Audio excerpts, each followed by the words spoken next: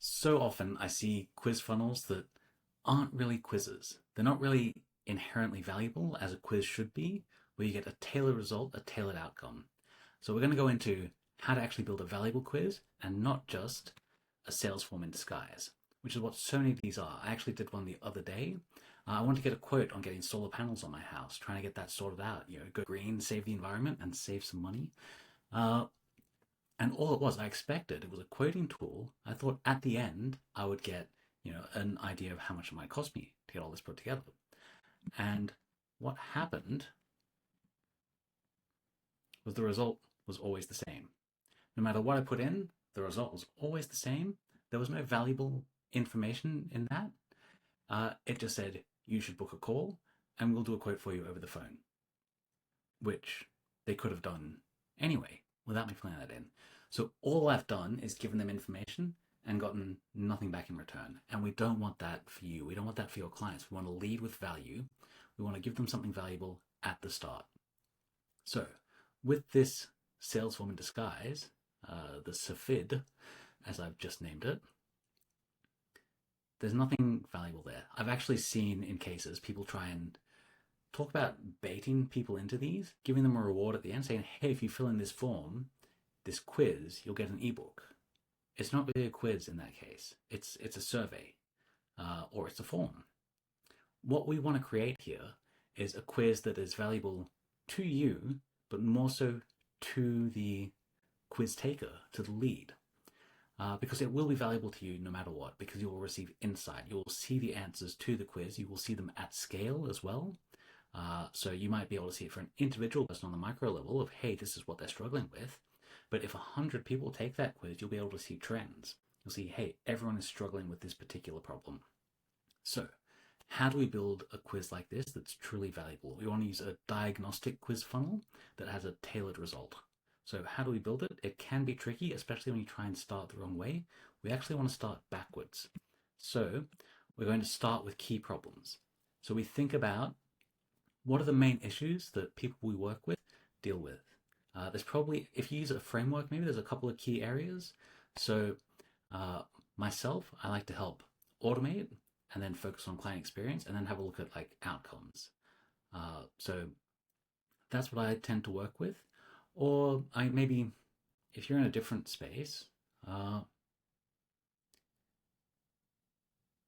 it's hard to say. Like fitness, as an example, it might be that what's their problem? Are they not exercising enough? Are they eating too much? Where is the problem, or is it a mental thing? Who knows? Maybe they're just not motivated. They're not accountable. So you could have a look at these are the key problems. It's fitness, like exercise, nutrition, and accountability. Where's the gap? Now, it could be all three, but these are three key areas that we want to have a look at. These are key problems. They eat too much, they don't move enough, and they are demotivated. So those are our key problems. And then we want to create categories around these problems. So we've got, exercise, nutrition, and motivation. So what we're going to do is create a quiz that diagnoses all of these areas. It scores them on each of those areas. So take a minute, think about how you can use this for yourself. What are the sort of problems that your clients regularly have? You'll probably find, if you've been doing it for a while, that you're coming up against the same blocks over and over again, the same limiting beliefs, or whatever it may be in your style of coaching. But focus on those and think about when you first speak to someone, when you first get on that discovery call with a client, what questions are you asking them? What are you coming up with to find out what they need help with? Sometimes, of course, you have to dive a bit deeper. So these might only just be the surface level questions that you'd ask. Think about those. Think about the opening questions or some statements that they can make. Because the next thing that we want to do is ask questions that diagnose these categories. And we want to come up with between 9 and 12 questions here. And they can be like true or false statements. I like to use yes, no sometimes. And it's just a statement of like, let's say in fitness, for motivation, it's easy for me to get started and feel good about working out. Always, sometimes, never. And each of those would have a different score. So 3 points for always, 2 points for sometimes, 1 point for never. And then we'd have 3 or 4 questions in each one of those 3 categories in a similar vein. So at the end of this, once they've filled that in, they should have a score on each individual category, showing what their strongest area is, what their weakest area is, and how they stack up in each area. So if everything's bad, it will reflect that as well, saying, hey, you've got a lot of problems, you need a lot of help. Here's how I can help you. Ideally, what will happen is one area will shine through as the problem, or everything will be great. Who knows? But the next step would be to tailor solutions based on the results. So this is where you can have an ebook. Maybe you can have like 3, maybe not a full ebook, but 3 worksheets or checklists or things that relate to that specific key problem. So maybe they're okay with their fitness, like their exercise, they're okay with their nutrition, but they're just not motivated. They know what they need to do, they just can't do it. It's a mindset thing. So you can have a checklist specific to that. And that's what you send them after they finish the quiz, because that's the area that we've diagnosed is the problem, rather than just sending them one thing, regardless of what their problem is.